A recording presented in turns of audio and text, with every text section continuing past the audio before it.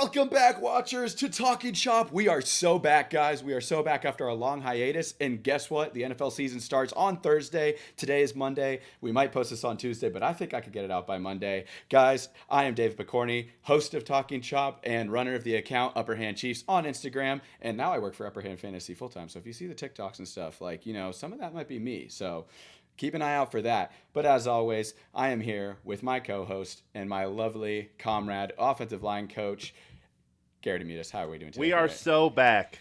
We are so back. It's really great to be here again. I know it's been a while. Thursday, man. Chiefs are back. It's a great Memorial Day, Monday. Sun's shining. Really great weather. Got football practice later. I'm coaching, so that's going to be fun. But I'm ready to get this rolling, man. It's good to be back. Is it Memorial Day or is it Labor Day It is today? Memorial Day. Is it? I thought it was Labor Day. I texted my girlfriend this morning. Oh, wait, hold on. Labor Day. Am I tripping? It might actually be Labor Day. You know what? It doesn't matter. It's a Monday holiday. It's one of those. But it's actually Labor Day, not Memorial Day. But hey, what were you saying? You were coaching. Yeah, we gotta practice in the afternoon today, so it's good to get this going and be good to do some football stuff later in the afternoon. So why we've been gone for so long is, life after college is a lot of figuring stuff out, and so I've been in between places, sleeping on my friend's couch, sleeping at the girl's place, all the shebang. But I finally have my own residence back. I'm still in Austin, Texas. I couldn't go back to Kansas yet, unfortunately, but I'm working for the University of Texas still, so there's that. But hey, don't forget, Oscar, I still got your painting up here, and I will make you that ad. I've been so busy not having a house. So here we are.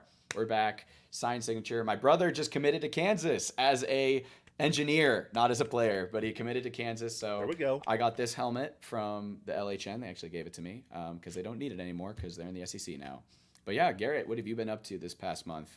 I mean, it's been the summer off-season grind for high school football. Did 6 scrimmages over the summer. It's our first game this week. It's Friday. Really excited for that. The boys have been working really hard. So honestly, I'm just ready for it to all just kind of collide and get the season rolling. I mean, it's going to be a really interesting week with Chiefs playing the Ravens on Thursday, and then I'm immediately going in and coaching the game on Friday. So that's pretty much what I've been doing all summer. Went to Irish Fest this weekend, so that was fun. Yeah. But other than that, just been on the coaching grind and a lot of football. A lot of football indeed. College football had their start this weekend.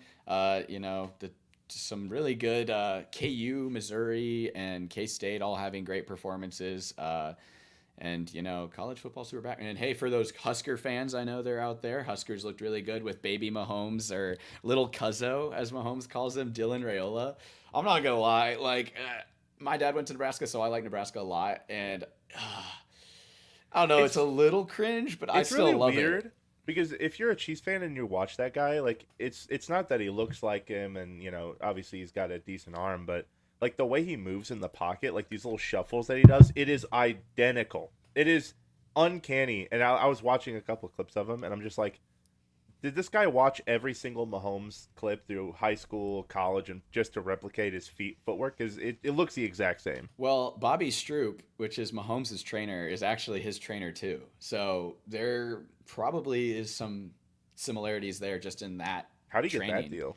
I don't know. I mean, well, he was a 5-star recruit, and you just got to get the right trainers. You got to have the bread.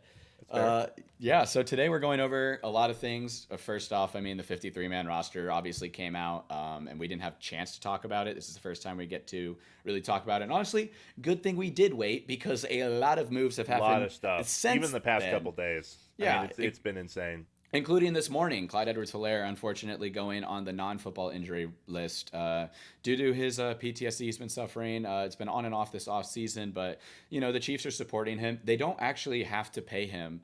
This report just came out, part of that the NFL non-injury list, which is kind of dumb that you don't get paid for being on that. But the Chiefs are, right? The Chiefs are going to pay him despite that. They have the option to or to not, and they're like, we're going to. Good call there, supporting him when he needs it. But yeah, I mean, lots of roster moves. We're going to go over all that. We're going to go over the Ravens-Chiefs game, what our predictions are, kind of what we're expecting. It's a big one, baby. It's a big one.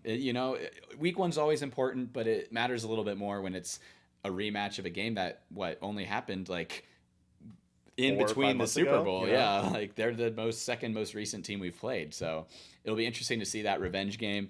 A couple extensions have happened, and just kind of our thoughts of some of the rookies and who's going to be good. And I'm just excited about this episode. Yeah, We got a just lot like to the talk off about. season and preseason as a whole, just kind of our collective thoughts. Just because obviously we haven't been able to keep up with all of the shenanigans and nonsense that have been going on week by week. So it's just kind of like a good to get a collective pool of our thoughts and just put it out there before we finally get into the season grind. We're gonna try, fingers crossed, to keep this weekly now, trying to keep it consistent. So this will Yeah. be the first of many. It should be weekly from now on, guys, and we might stream a game or two together. Honestly, I was gonna say home opener, but I don't think I'll be able to do that, and I don't think you could either because you have your game the next day. No. So, JK, guys, don't get excited. We're not gonna stream the home opener. Sorry, we got. I would put my bets on a later season game, probably post week. I don't know. 13 We could or do something. one where I'm back in Kansas City for Christmas or something. This is true. We could And totally like, do that. that would be fun. But anyway, guys, enough chit chat. Let's get talking shop. That's not a thing we say, but it is now. It is now. It's officially a thing. Let's go over some of the additions to this roster for this team after the 53-man roster came out. And then, guys, I'm so excited about this guy. So Samaje Perine is a Chief. Garrett, you pointed out how he destroyed us in that Bengals Yeah, game. he was just really a big thorn in our side whenever we played the Bengals. So I'm happy he'll be on our side. I think he's a pretty sneaky pickup for a backup running back behind Pacheco. And obviously, with Clyde being on the the non-injury list, he'll be getting some pretty significant snaps. I don't know how that's going to look with maybe them preferring Carson Steele over Perine during that time, but we'll know Thursday. Yeah. I'm assuming we're going to see a lot of pretty heavy run game. We'll talk about that part later. But I'm really excited to see him on the roster. I was excited too because, and I guess I'll roll right into Juju Smith-Schuster as well. Andy Reid said Juju and Perine will play on Thursday. I mean, Juju, it makes sense. He knows the playbook. He's been here before. He fills that sky roll position very well. That slot receiver that can kind of do it all. And I think the Chiefs were a little concerned about having maybe he some kind of depth fills this there. kind of role that obviously we've built our team up to be back to that prime 2018 like speed offense, and Juju kind of fits that role where we need that guy to be physical off the line. I'm assuming the way we're going to be working with Worthy is he's going to be in motion a lot. We're going to try and keep him off press, and I think Juju is kind of that guy that if we have to get in those press situations, he can handle that. He's a pretty physical guy up front. Obviously, Mahomes is comfortable throwing to the guy. He was a pretty consistent target when we had him. I think it's a great pickup until Hollywood Brown gets back, and obviously he'll still be back just in case a certain man gets taken away from us for a couple games during the year. Yeah, and I think that's a good point too. And I think Rashee Rice is going to primarily be the slot receiver, but for this week one game, he'll probably be asked to play outside again too. And I think Rashee Rice honestly might just bounce back and forth because I don't think any of these guys are going to have a specific position on the wide receiver chart that they stay in because Andy Reid's going to throw everybody everywhere. You might see Carson Steele line up at wide receiver because Spags on the other side likes to put DNs in coverage. So Ogba, you never for know. some reason on a number one wide receiver. It just kind of happens. But yeah, and then to close off with Perine, I love how he fills that McKinnon role perfectly of a receiving back. Like I think Pacheco can do it, and I think he could do it well. But it's nice to alleviate that load and kind of just keep fresh faces in the game. Is just going to keep teams off their toes, and they're just going to be on their toes rather, and they're just going to be. We're going to be better because of the depth. And I could see Perine being like a really sneaky waiver wire pickup for fantasy. Just kind of like too. He fits that McKinnon role, or like he'll get like one, maybe even two receiving touchdowns just on like a scheme play that we put in for him. Like we get down to that 30-yard line, we just kind of, Ravens love to send pressure. So I could see a lot of trickery going on during Thursday, but yeah. And two, like with fantasy PPR, like if Perine, if Perine gets 5 catches for 60 yards, that's 11 fantasy points there. He doesn't for a even need waiver the wire, touchdown. for like a flex guy that if you need a spot, I wouldn't mind picking him up. Yeah. So we talked about Juju, we talked about Samaje Perine. We traded for a guy named Cam Thomas, defensive end, 3rd round pick out of San Jose State, I believe. That is Matt Ariza's school. No, it's San Diego State. Anyway, Cam Thomas never really fit in with the Cardinals scheme is everything that I'm seeing online. Is kind of more of a D end, but they had him listed as a linebacker. For us, that would be a nose and hand in the Yeah. ground D end. That's what he should be playing. Instead, he was kind of a 3-4 D outside linebacker in Cardinal scheme, which not his style. But I we mean, he's a needed. pretty tall guy from what I remember seeing his like his profile, which kind of fits Spag's whole thing. He just wants those longer Mm, DNs with those long arms. Loves potential PBUs at the line of scrimmage.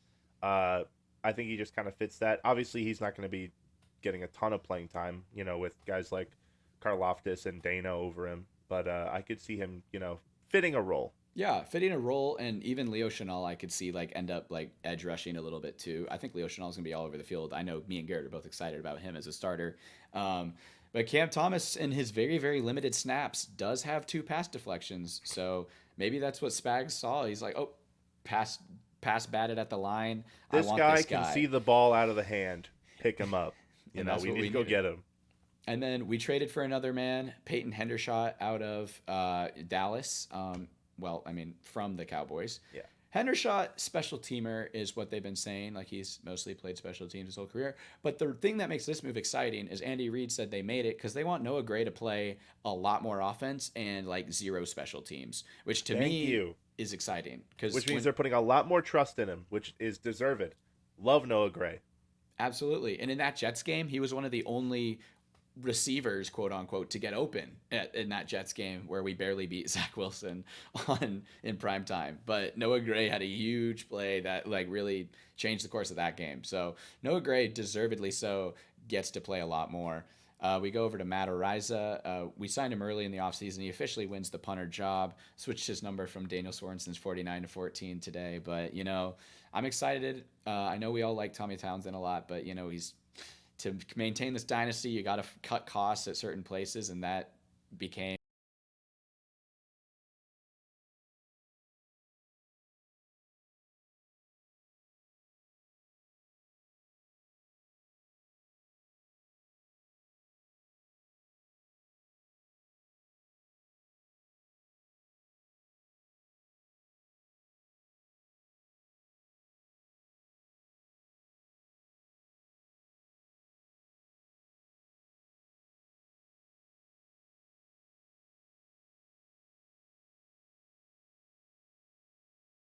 Count Dooku over there.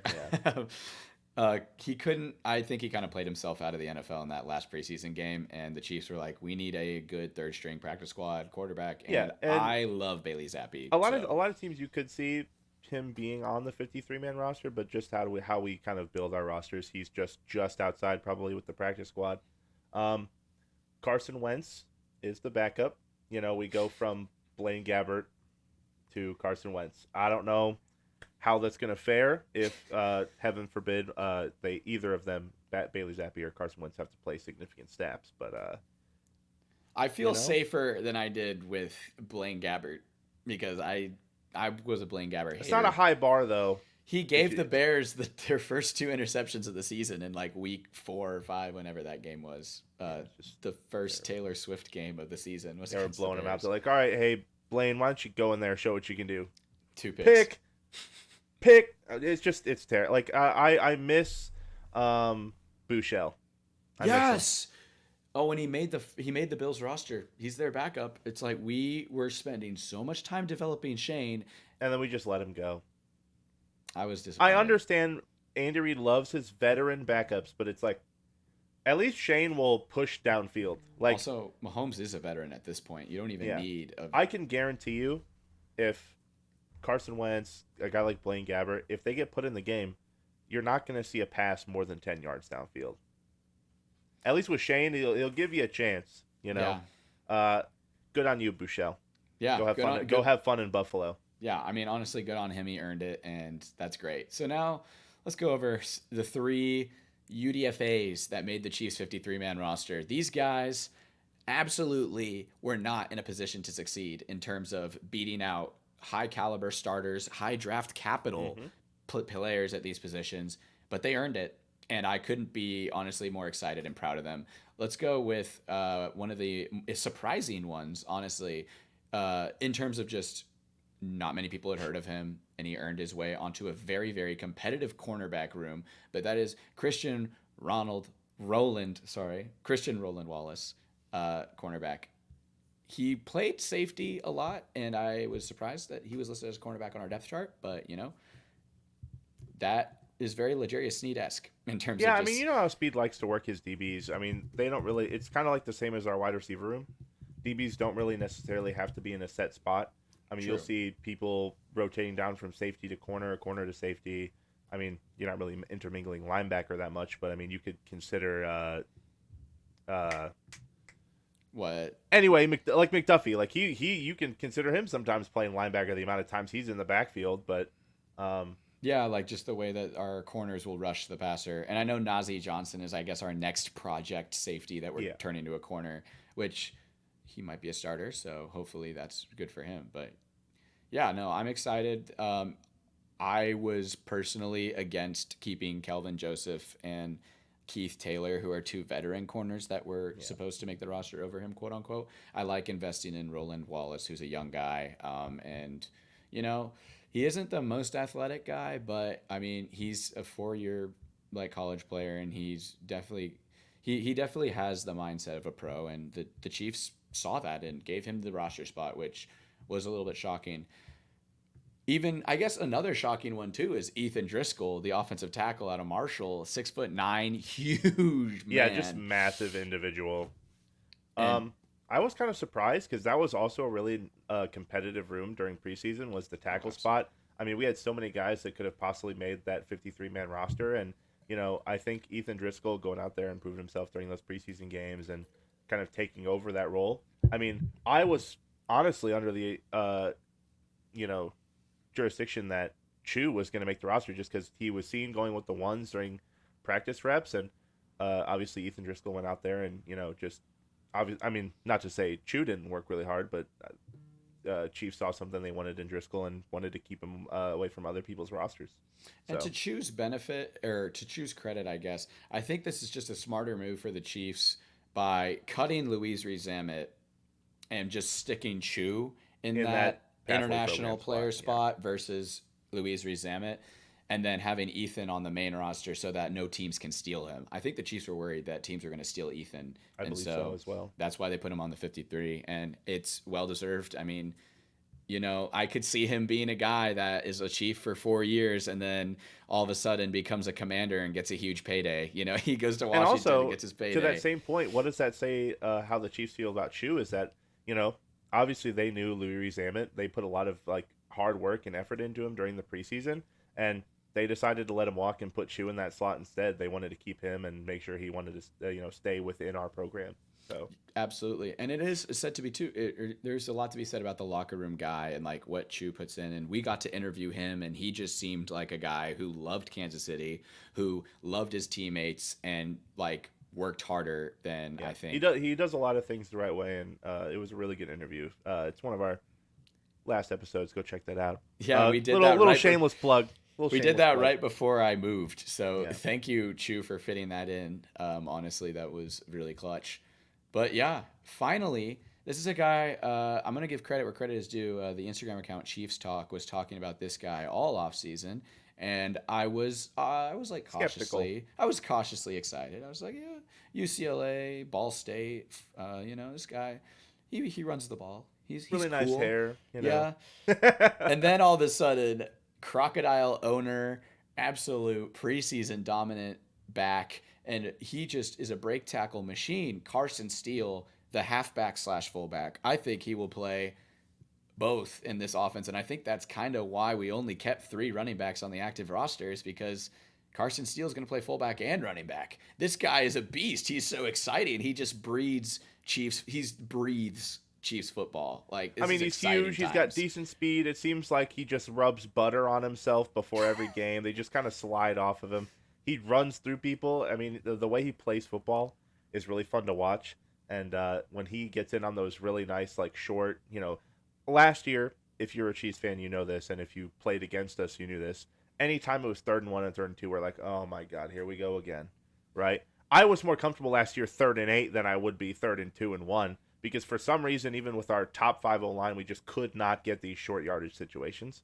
And I think Carson Steele is going to fit that really well. Absolutely. I think he adds, not only does he add an extra blocker for Isaiah Pacheco, who can get a hard earned 1 yard when teams are absolutely expecting the run. I think Carson Steele gets it on his own, which is amazing. And also, he might just rip it for more than just Who 1 knows? yard because he just keeps going. Like, this guy does not want to go down. He did not want to lose that running back job. And he beat out a very competitive running back room. It sent Deneric Prince to the Dolphins, a guy the Chiefs were trying to, build up and develop to be maybe the next running back on the team. But no, they said Carson Steele has proved it all in 1 year, and he is ready to be a Chief and bringing back the fullback position that the Chiefs have always been known for. I think we needed that. We need that Andy Reid brand of football. And I think Carson Steele might be a guy that stays for like 7 years on the Chiefs. Yeah. And I really hope he does because this guy. And good on you. Good on you, Andy, for saying, looking at the rest of the league, they're all getting rid of fullbacks, and you're saying, nah, there's something about that position I love. Good on you. It's like the center in the NBA. It doesn't need to be demolished. It needs to evolve. And so Andy Reid's evolving the fullback position to not just be a lead blocker, but to be a guy who can have the ball in their hands in the receiving game and in the running game and just be a threat. And I think Carson Steele is going to create, I think, a new modern fullback position. Somebody who can run the ball as well as, be a traditional fullback and block. So really, really excited for Carson Steele edition. Garrett, you want to start off with who we extended? That same offensive line, running back, fullback kind of situation. Probably one of the most exciting news stories from our preseason and offseason. Creed Humphrey is locked down, baby. We locked him down. The GOAT. Best center in the league. I don't want to hear anything about anyone else. Dude has been dominant the moment he stepped into the league and up until now. Completely deserved this 4-year, $72 million extension, $50 million guaranteed. I mean, it's 100% deserved. The dude is a monster. Put a combo block with either him, Trey Smith, and it's going to be a lights out. He has been dominant. Really hasn't had any snapping issues. There was a little stint where they were a little low at times, but other than that, been perfect. I mean, he's been one of the highest graded run blockers and pass blockers in the league at that position since of his rookie year, and I am so excited we have him long term. I am so excited too. And this says a lot about the Chiefs as an organization choosing to pay their center. We had guys like Rodney Hudson, who is one of the best centers in the league, and we let him go to the Raiders. We had a guy like Mitch Morse, who was a really, really, really good center. We let him go to the Bills. This is like the first time the Chiefs have said, all right, we're going to pay our center, and we're going to pay him top dollar. And what's great about the center position is for some reason, it's very devalued in the market. I guess maybe there just isn't as many great elite centers aside from like Jason Kelsey. I know Corey Linsley was good and got 15 mil, but even that is like a bargain comparative to all the guards who are making 25, 22, 23 million a year. Creed Humphrey only making 18 million a year. Mil. I'd much rather have Creed Humphrey than any of the top guards making 20 million more, or not 20 million more, but making 25 million compared to his 18. Veach, I'm begging you. Lock down Trey next. I do hope we get Trey Smith. Begging you. And the thing is put it in the budget. Trey might get more. Trey might get more. And it's just the way the value market goes. I mean, I don't know why even with someone as prolific at center as Creed Humphrey isn't seen as worth more. But hey, I'm not complaining. It's keeping the price low, and we're gonna keep this dynasty going for a long time. I think Creed Humphrey is going to cause the market to increase on centers, and it's great. The Chiefs again are ahead of the curve on buying or locking down their player. Mahomes not even top 10 paid anymore, right? I'm pretty sure that's what I saw the other day, especially with Tua, Herbert, Burrow. Everyone got their extensions this offseason. Yeah, and I mean, keep in mind too, this is Creed Humphrey's first extension, right? Yeah. He is still a super young guy. He's not even his prime. The dude is 25 years old. Damn. Yeah. Right? By the time he even gets to his prime, who knows what these numbers are going to be, but he's 25 years old and he's the best center in the league. We are going to be in great shape for a long time, and I'm very happy about that extension. Absolutely. We got our O-line locked down, and Joe Thuney's here for I think another 2 years. Jawan Taylor's here for another 2 years, and hopefully Trey Smith gets locked down because he'll be here for a while. But then Kingsley is here for another 4 years, which will be great. He's been showing out in the preseason, and that's always great to see. Another guy we locked down was Mr. Harrison Butker. You know, we can be cheap on punter, but you can't be cheap on kicker because that's what wins games. Mm-hmm. Those clutch kicks that Harrison Butker was able to do all throughout the playoffs. He was really important when we had a great defense and the offense was struggling. And you really need to make every kick when your offense isn't as explosive as it had been in previous seasons. And Harrison Butker, he gets a 4-year extension, and it is, how much was that extension, Garrett? I think it's like $5 million or something like that. Okay, $5 million. Might be a little more actually, because I it was like 4 for 25 and a half, something like that. Yeah, I'm trying to see because it says he passed. It's like $6.5 million a year. Yeah, like $6.5 million a year because he's passed Justin Tucker and Jake Elliott. I can't believe Jake Elliott is the third highest paid kicker. He's good, but don't get me wrong, that just surprises me a little bit. But yeah, Harrison Butker, lock him up. I mean, that's what we need. That could get taken out of context, but the great contract. And then we got some losses. Roster cuts are a tough time for everybody.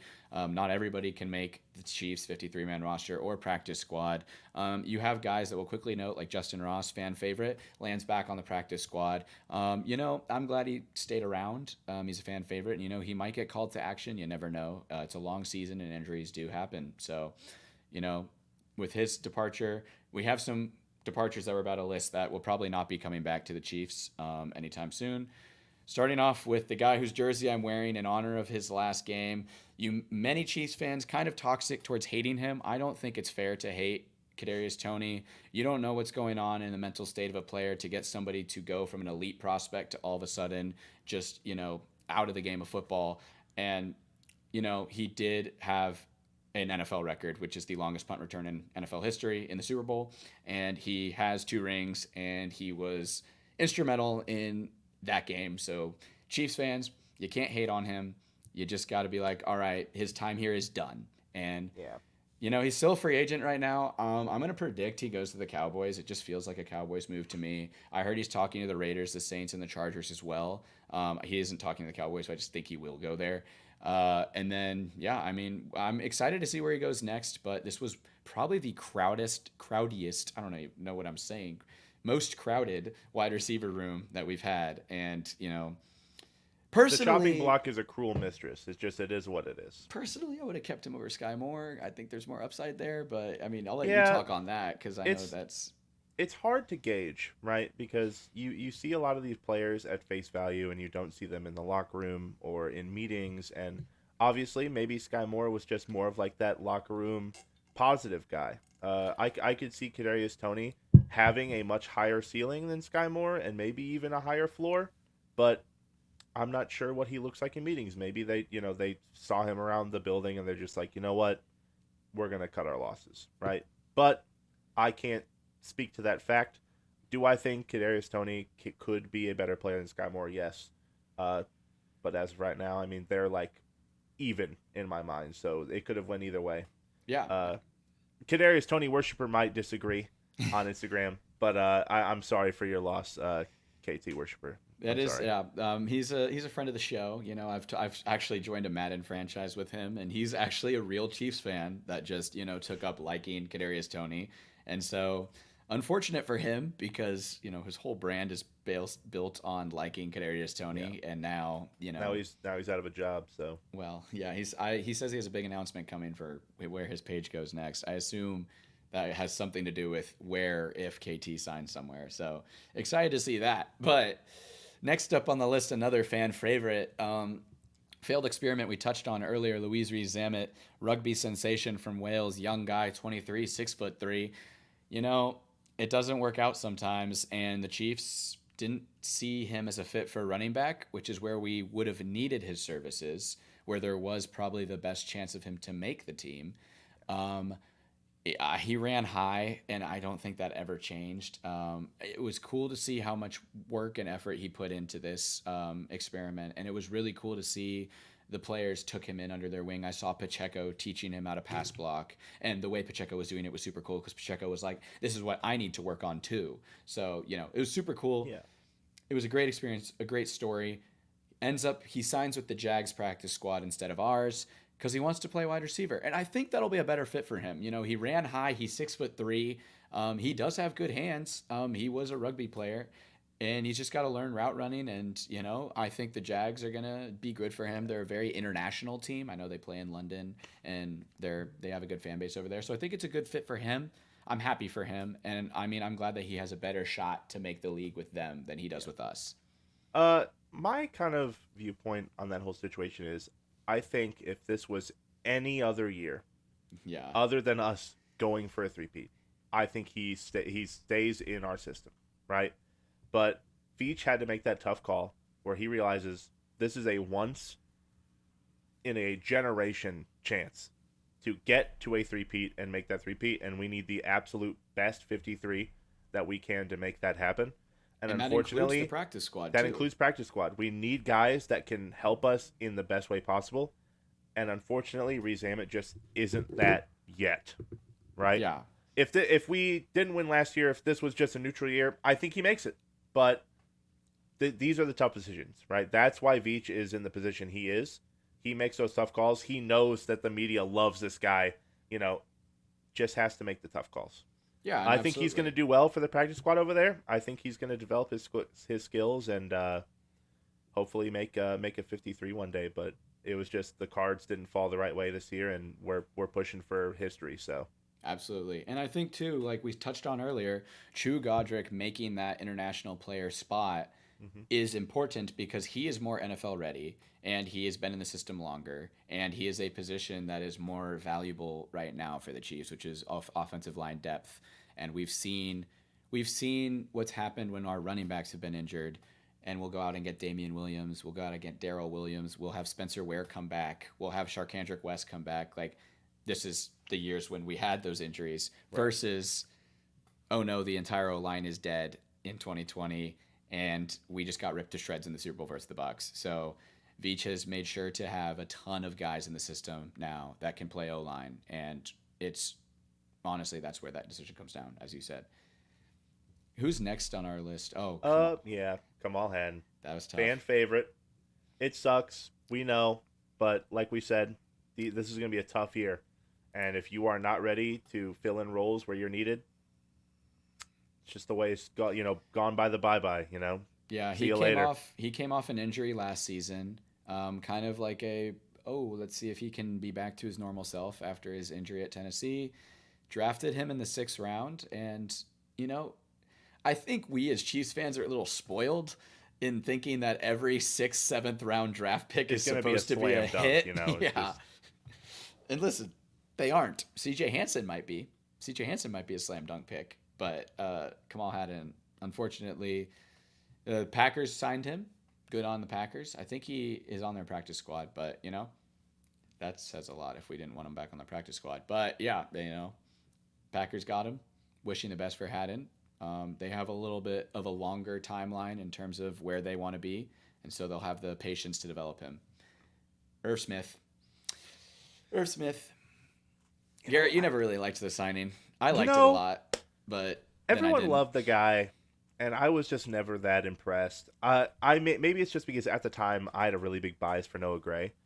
I saw a lot of potential in him, and I really just didn't want anyone else really taking away potential snaps and targets from him. But he filled a role for us and did his job. I'm not sure where I kind of forgot if he got picked up anywhere else or if he's He just has kind of not. floating in limbo. He has not. But good luck to him. I just think our tight end room is better now. Yeah, and I mean he doesn't play special teams. That's why you go out and get a guy like Peyton Hendershot, and Wiley is kind of what Irv Smith's role was gonna be, and Wiley just ends up being better and younger and cheaper, and that's a business decision that you got to make. Irv Smith, tough with his career. I know he's a 2nd-round pick out of Bama and gets injured, I think, in his rookie season, and then couldn't stay healthy ever since and kind of bounced around the league. But cool story that just ended up, once he lost his step and speed, Yeah, it just didn't work out. Yeah, but not to dwell even more, but now we got some injuries to report. We talked about Clyde already, honestly, and I think, I like what the Chiefs are doing, taking care of Clyde. So, we're gonna continue to I've been monitor a that. Clyde lover since we drafted him. I have slowly and steadily fallen off the hype train every year. I'm still. I think there's like a little spark in my heart, hoping for that one breakout season for Clyde. Um, But it's but good to keep him. it's good to keep him. He knows the system, and maybe there's that slim chance that he just explodes into what I wanted him to be, out of LSU. But I'm hoping. And Hey, feel better, Clyde. You feel got a lot better. going for you, buddy. Absolutely. And you're a nurse, so And Chiefs Kingdom loves you, and that's all that matters, honestly. And this system, not only does Chiefs Kingdom love you, but the players do too, and that says a lot why he keeps coming back on these 1 year deals. BJ Thompson, another sad story in the offseason. Cardiac arrest at practice, and he'll start the season on the non-football illness list as well. You know, good to see that the Chiefs are taking care of Clyde and BJ Thompson as yeah. they go through their health related concerns. Amenahue stays on IR. He got injured in that Ravens game last year, and so it's going to be a sec until he's back to 100%. But Amenahue coming out of IR down the stretch is going to be really important. Huge. And I'm going to be excited to see him come back. Because he was already on a tear up until, no, pun not intended. Damn. But he was on a tear, and he was doing really well. I hope he can continue that once he gets back. Because the end, that's going to be, I think we're comfortable there right now, but obviously that's, I think, one of our least depth-filled positions. Mm-hmm. Maybe besides running back, but I hope he comes back fast and plays well. Yeah, absolutely. And then Hollywood Brown is going to miss week 1 against the Ravens. That's in the injury report. He got a shoulder injury in the game against First preseason game. Yeah, the Lions. And just I did like that catch though, because he came back and attacked a ball that was thrown to get him out of coverage. And that one play excited me so much about the wide receiver core. Sad he doesn't get to play the Ravens. Now, of course, I was excited to see a full first quarter of starters in the game, but I understand because that happens. Maybe you want to pull your starters, but exactly, I was excited. And I wish he got to play against the team that drafted him in the Ravens, but he'll get his chance again. I'm sure we'll see the Ravens in the playoffs.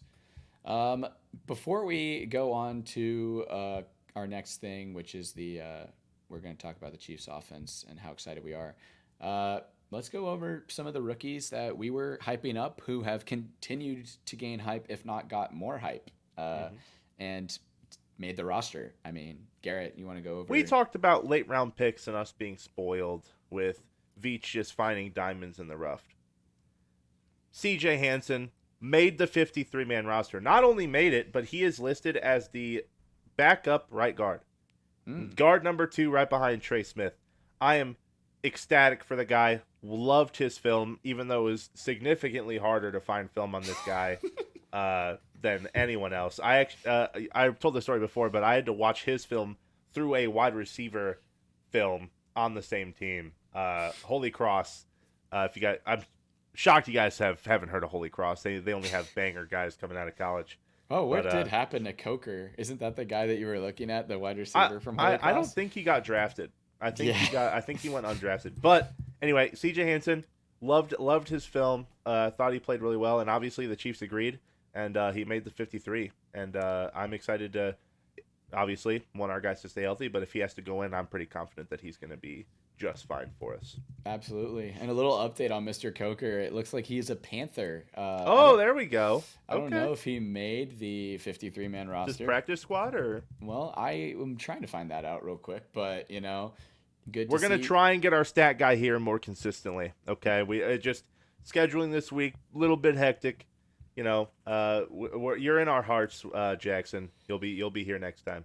Damn, the Panthers are only carrying 5 wide receivers. They cut Terrence Marshall and Coker. They going to be a heavy run team or? Well, it looks like they're carrying 4 tight ends, and one of them is. Yep, sounds about right. one of them is Jordan Matthews, who they still have Chuba Hubbard. Is he still on the? Yeah. And they have Miles Sanders. They have Miles Sanders too. What the heck? They kept him. God, what a room. Panthers. I'm sure you guys are excited maybe for the future. It should be a lot better. It should definitely some exciting They won't be additions. the worst team ever. I think the Saints will be worse than them, low key. That's my hot take, though. But I digress.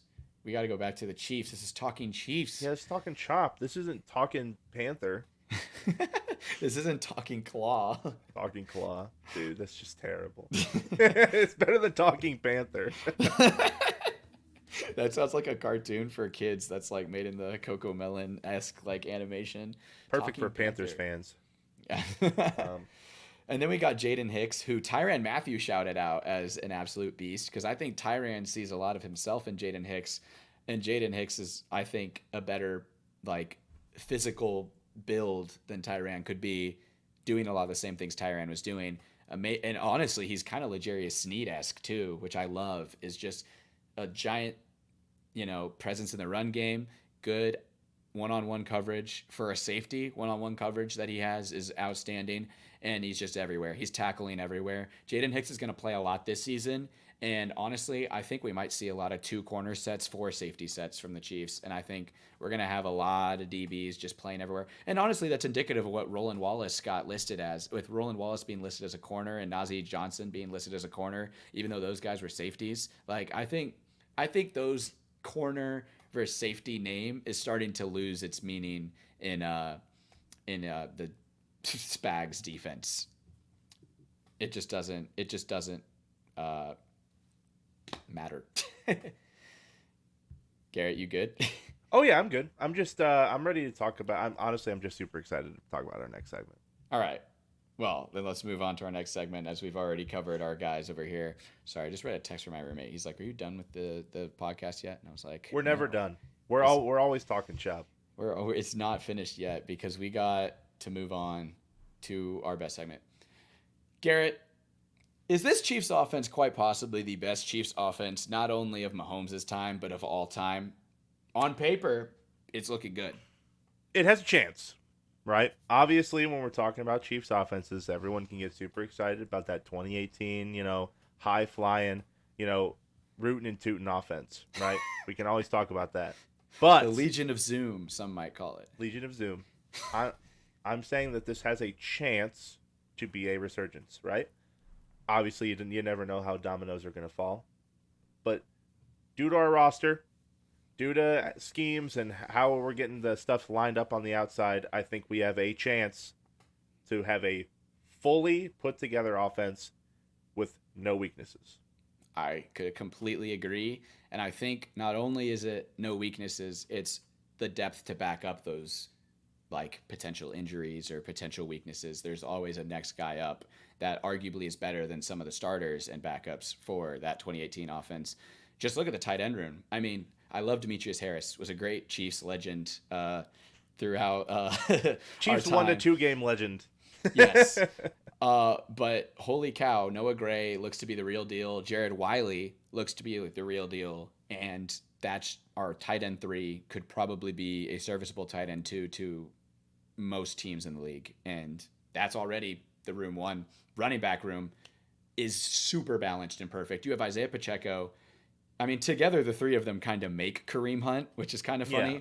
But you have Isaiah Pacheco, super speedy, hard-nosed runner, won't go down. Now a good pass blocker. He's learned how to do that. Then you have Carson Steele, won't go down as well. Power back, gets those yards, blocks. A little bit of Anthony Sherman-esque too. And a good receiver, I think. We haven't seen it yet, but I know in practice Carson Steele has been showing his receiving ability off really well, and I'm excited for that. And then PERINE, man. PERINE is just a great pass catcher. I saw a stat. PERINE had more receiving yards than most of the Chiefs in his 2023 season. So, it's PERINE. He had I think it was 500 receiving yards, which was more than Tony, Sky Moore, and Justin Watson combined last year. But yeah, and MVS. So yeah, PERINE. Yeah, and adding on to that, right? Everyone's talking about our running back room and all that, but I think a lot of people are. I know it's hard to say. People are sleeping on Kelsey this year. They're saying, "Oh, he slowed down last year, didn't have as prolific as a season as usual." That's because he was getting double and triple. That's what I'm saying, right? We didn't have the guys that can take away doubles and coverages away from Kelsey that we did the years in the past. Kelsey is going to be able to open up his route tree more due to the threat of Worthy on the outside opening up and just keeping these, areas spaced out because they have to cover everybody now, right? Yeah. I think Kelsey's going to go back to his usual, I don't know, 12 touchdown season, finding those soft spots in coverage, just getting the ball at all times. And I could see Worthy also popping off too and taking a lot of those like deep zones just away from him, and then everything else underneath just opens up perfectly. I am so excited. The difference from last year to this year in terms of how the Chiefs are going to play is going to be vastly different. Like before, we had to play a very calculated, almost chess match type of football, with Kelsey and Rice primarily being really good at yards after catch, finding zones and coverage. Now you have Hollywood Brown and Xavier Worthy on the outside, taking the top off the defense and actually providing a deep threat and an intermediate threat. We didn't really have those deep crossers that Tyreek Hill would run. That was really something that was to be missed, was those deep crossers that Hill would just take and turn upfield. Now with Worthy, that's there. And also bringing back old faces like Juju Smith-Schuster, who can fill in that slot role that Rice does and just keep plug and play more guys. The bottom of the room got better and the top of the room got better. And it's deeper than it's ever been. Our wide receiver 6 could be a wide receiver 3 on most teams. And if Mahomes can make a Super Bowl happen with last year's offensive weapons, you make sure it can happen this year. I mean, I know you can say whatever you want, like, oh, no one can see the future. This is a better team. This is a significantly better offense. Absolutely. And that should scare everybody. And I think, honestly, that it is starting to be felt by the NFL fans when they are also starting to, instead of hate, they're afraid. And I think that's what I've seen online is the consensus is they're kind of afraid of this team too, which I love it. I love the fear. Also, we didn't even talk about the O-line yet. I think the tackles from that team were better. Eric Fisher and Mitchell Schwartz, some of the best Chiefs tackles maybe of all time. But I mean, this interior is it's unrivaled. Yeah. It's unrivaled. I mean, Joe Tooney, Creed Humphrey, and Trey Smith, those 3 on the interior is probably the best interior line in football right now. And our tackles right now are very well complementary towards what we need. Mahomes, he likes being able to step up in the pocket, but he also doesn't mind rolling out and finding space out on the sideline to sideline areas. But I think Kingsley stepped up. Obviously, I had my opinions about him. He proved me wrong during preseason, and I'm really excited to see what he can do and improve. And Jawan Taylor is Jawan Taylor. I think he'll continue to improve. I think Jawan Taylor will have a lot of stress off of his back this season, and he can be allowed to do. He was expected to be the savior at the tackle position. Now he is just expected to do his job, and I think he'll do his job better than people are going to expect of him. And with the addition of Carson Steele, Isaiah Pacheco and Carson Steele, they run a very complementary running back duo. Where I think instead of sticking to our outside zone schemes like we did last year, I think we do a lot more interior run-based schemes. A lot of counter, a lot of power, a lot of mismatch, a lot of motion in the backfield to open up, alleviate the box, and just pound it up the middle. I am super excited to see what Andy Reid cooks up for this offensive line this year. Yeah, and there's going to be people flying all over the place. We haven't even talked about Justin Watson and Mecole Hardman.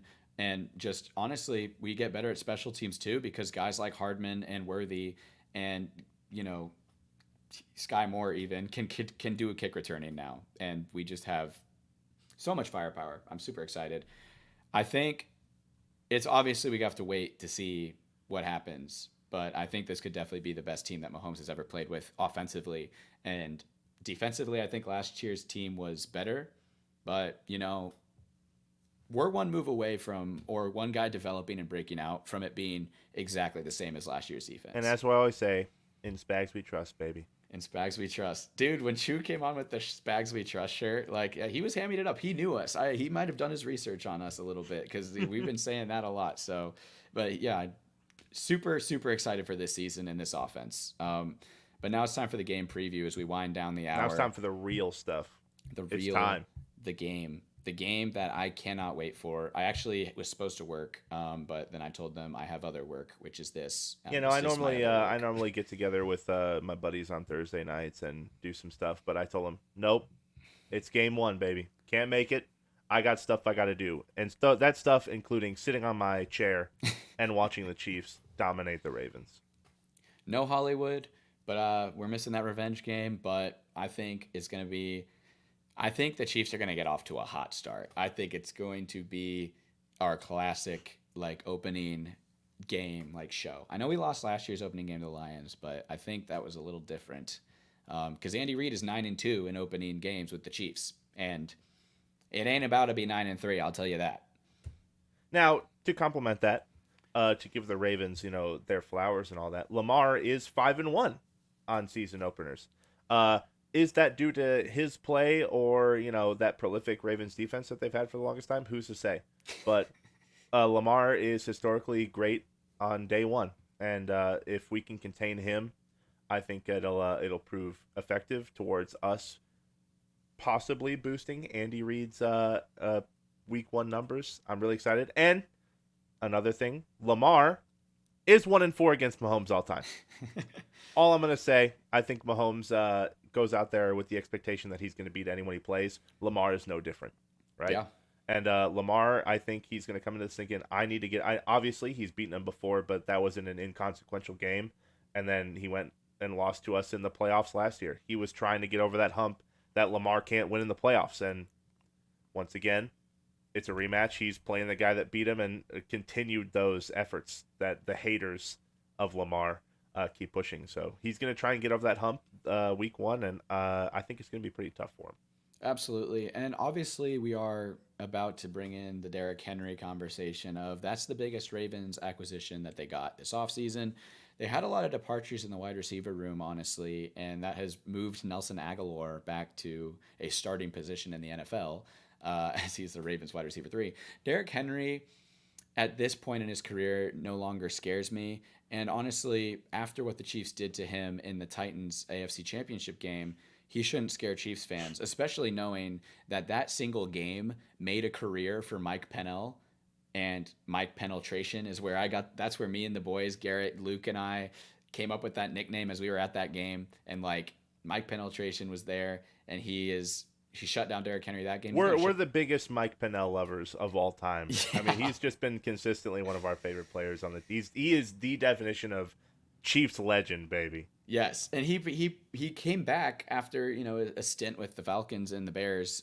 He came back because Spags was like or Spags and Veach were like it's not the same without you, and I think they're going to take Derrick Henry, and he's not going to be as big of a factor because I think the Ravens are going to try to right the wrongs of their previous transgressions, which were, oh no, they only ran the ball 8 times in the AFC Championship game. They are going to pound the rock at the Chiefs. They're going to try to control the game, but I think the Chiefs get up fast and they get up, they get a stop or two on defense with the first 2 drives, and the Ravens are going to get scared and they're going to start passing again, and it's going to be their downfall. I think they're going to get away from the run, and I think they're going to have to be playing from behind the whole game. Now, I think it'll be close because they're going to be playing from behind the whole game, but I still think at the end the Chiefs are going to pull it off, and Derrick Henry is going to be less of a factor this opening game, and fantasy owners are going to be stressing when they see Derrick Henry's stats from the Week 1 game against the Chiefs.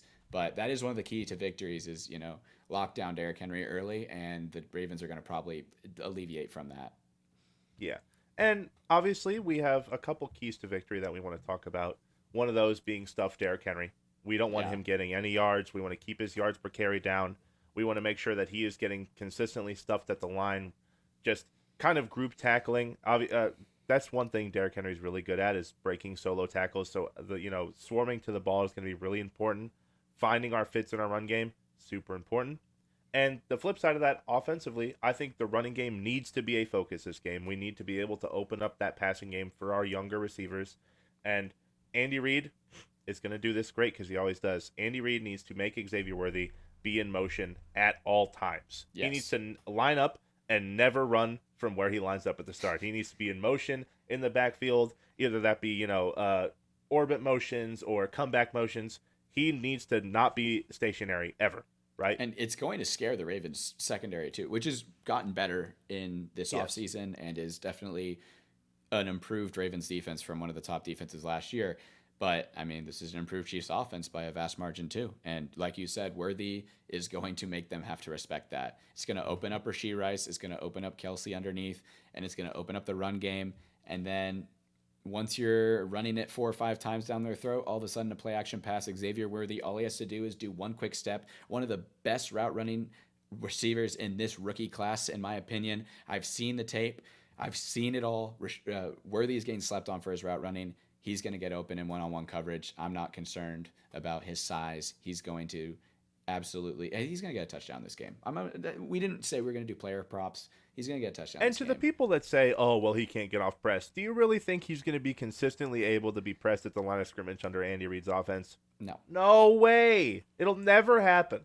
And even so, I don't think he's terrible against press. Yeah, he can get thrown around a little bit due to his size, but that's just Andy Reid schemes around that. But I saw that clip that people kept showing online of him getting beat in press at the Chiefs practice. He cleared 2 zones for Kelsey, who ended up making the catch on that play. By not beating press, he like jammed himself into the corner over, and then Kelsey was wide open on the underneath. And it's all about falling forward. You know what I mean? Like you can take, you can have a misstep, you can make a mistake, but as long as you fall forward instead of backwards, that's all we're looking for. Now, the one thing I am really concerned with is Lamar Jackson scrambling and getting out of the pocket. That is something. It is Lamar. It is. People can hate on Lamar all they want. I don't think he's as prolific as a passer as the Lamar lovers seem to think he is. But his wheels and his intermediate game, very deadly. And his ability to make plays and make people miss. And I think the Chiefs losing Willie Gay, who I called the Lamar stopper. Willie Gay was one of the best at being a QB spy. Who's going to step up for him? Is it going to be slower guys? Tranquil is fast too. Don't get me wrong, but he's not Lamar Jackson fast. And Willie Gay had that next level speed. Will Leo Chenal be able to hold his own? How is Spags going to scheme up ways to slow down Lamar when it comes to making plays? That is the one battle I think we're going to struggle with and potentially lose.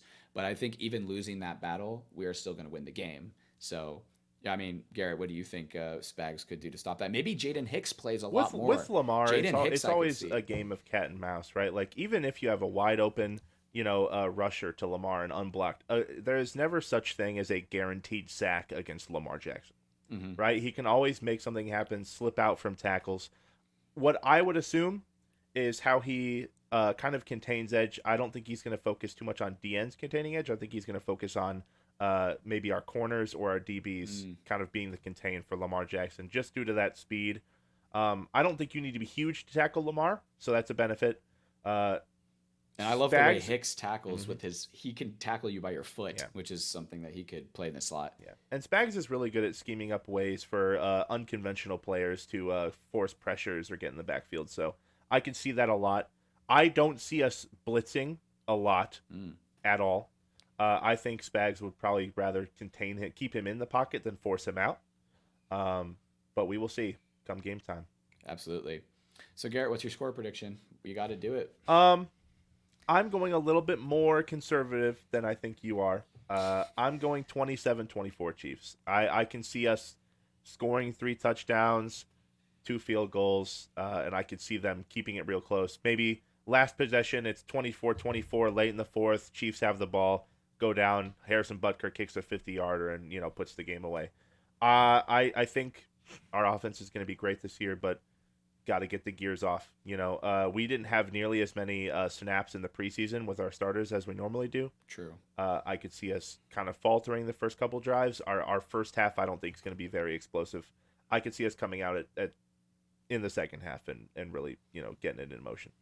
Absolutely. And hey, it's good to disagree because why would we parrot each other's opinions? I just think out the gate, the Chiefs are going to be explosive and score on their first 2 drives, whether that be I think touchdown first drive, maybe a field goal the second drive, but absolutely offensive explosion out the gate. I think Andy Reid has been prepping for this game all offseason, as he always does, and I think this Chiefs room is just, Mahomes is dying to throw the deep ball. I don't think people realize how that's eating away at his head. All these takes. Mahomes is now a check down merchant. Mahomes has to play in the system where he can't throw deep, and it's going to eat at him. He is going to take deep shots this game, and he's going to take them early. And I bet you Andy Reid has it schemed up so that Mahomes will get at least 3 deep shots right off the bat in the first 3 drives. I think Mahomes will get 3 deep shots in the first 3 drives, and he's gonna make the Ravens have to think twice about how they're gonna game plan, and they're gonna feel behind. I think we get up to 31 points in this game, 4 touchdowns and a field goal from Harrison Butker, and I think the Ravens are gonna struggle in the red zone. I think they only get 23 points in this game, so 31-23 Chiefs. And I'm just gonna be really excited. I think vintage Mahomes might come back. This is the first time I've taken Mahomes in fantasy in a long time too, because I'm just expecting great things from him. Yeah. I mean, I could see it going both ways, and being we always say, cautiously optimistic person. True. This is not a guaranteed game. It is going to No. be. It can either be really close or who knows. I think Lamar could have a great game. I think Lamar could have a bad game. It just depends. I could see us losing this game. Obviously, I'm gonna be realistic about that, but I see the boys in red pulling it through this week. Yeah, absolutely. And I think at home is a big thing too. I think there's a certain hunger that this season has that I think it's just there's a lot to prove, and they're going to prove it. And going home, or when we started that season off at home against the Lions last year, it left a bad taste in our mouth. I don't think we're. And Gonna we lose didn't at have home Kelsey or Jones either. So. Correct. Yeah, we didn't have Kelsey or Jones. Making excuses, I know. We're spoiled as always. Man, I can't believe we didn't win week 1 when we won the Super Bowl. Dang, that's just so crazy. Yeah, but it's a fair point to make. Like even without arguably our second and third best player, we still almost won the game. Yeah. So I'm very excited for the season. Good luck to the boys in red this week. Yeah, it's so good to be back, man. You know, we've been needing to talk about this. We talk on this show for so long. I need to get an animated intro and some songs for you guys. Make this production. And I'm up sure a there's little so bit. many other mini stories that were important that we missed, and we just wanted to get I think the biggest, hardest hitting ones out of the way. And next week, Monday, or I guess we'll probably be posting these on Tuesdays. But I think so, because we'll record on Monday nights. We're debating about doing it live. We honestly don't edit or cut these very much, so we could do them live. But let us know how you feel about that in the comments. Would you rather watch them live or have them here? I mean, obviously they'll be posted after they go live, but yeah, it could be a good point. And we'd be more consistent if you guys made us do it live. So hold us accountable, guys. But yeah, thank you so much for watching as always. Super excited for this season. Super excited to be back, and super excited to be working more intensely with Upper Hand Fantasy. It's a great company. Glad they're supporting our dreams and your dreams. And yeah. And have a great Labor Day. Yes, have a great Labor Day, dude. Not Memorial Day. Always buttoning it back. But with that, Garrett, good luck on Friday. I know you guys have a big game. Oh, it'll be a big one. It'll be a big one. All right. See ya.